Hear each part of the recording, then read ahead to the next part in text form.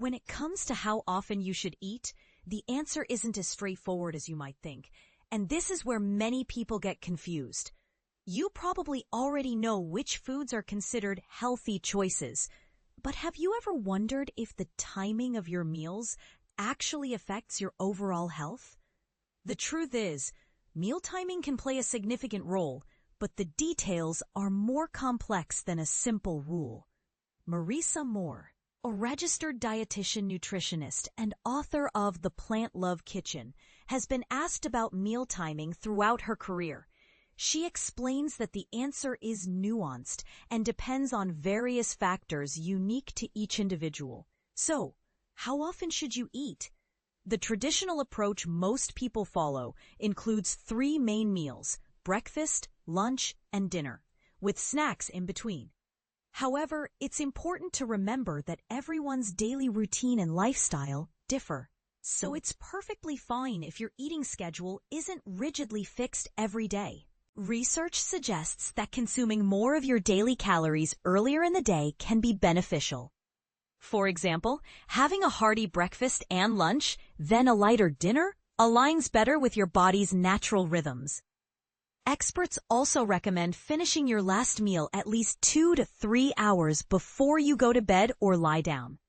This is because lying down too soon after eating can disrupt digestion and may lead to discomfort or digestive issues. Moore points out, eating large meals close to bedtime can negatively impact both digestion and sleep quality.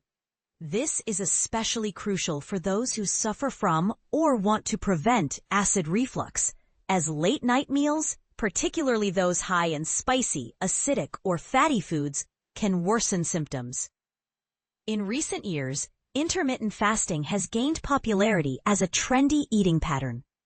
This approach involves restricting your eating to specific time windows, such as an 8-hour period from 11 a.m. to 7 p.m., or more extreme versions where you might eat only 1 meal a day on certain days of the week.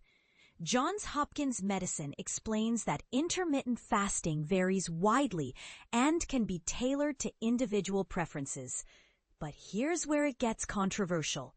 Despite its popularity, there isn't strong evidence proving intermittent fasting is inherently healthier than other eating patterns. In fact, some studies raise concerns. One notable study involving 20,000 participants found that those practicing intermittent fasting had a 91% higher risk of dying from cardiovascular disease.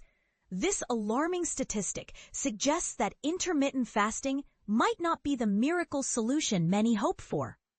Johns Hopkins Medicine also advises that certain groups, such as people under 18, pregnant or breastfeeding women, individuals with type 1 diabetes, or those with eating disorders, should avoid fasting due to potential health risks.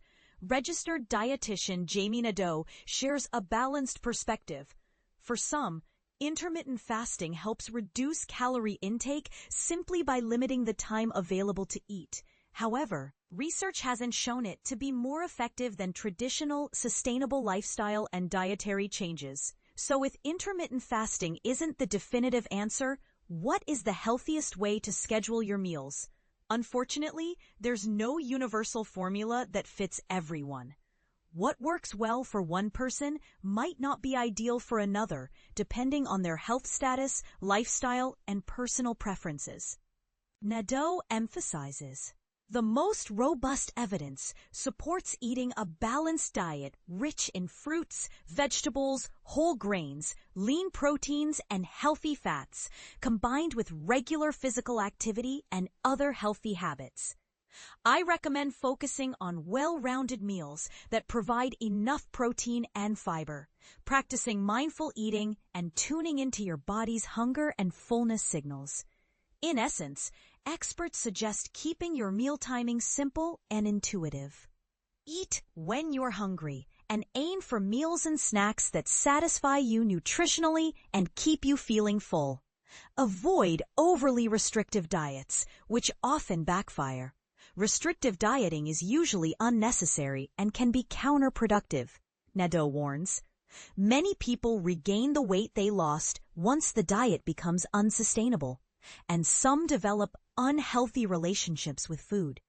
It can leave you feeling like you lack willpower or that something is wrong with you, when in reality, the diet itself is setting you up for failure. So, what do you think? Is strict meal timing essential for good health, or is listening to your body's natural cues enough? Have you tried intermittent fasting or other eating schedules? And what was your experience? Share your thoughts and join the conversation. Because when it comes to nutrition, there's rarely a one-size-fits-all answer, and your perspective matters.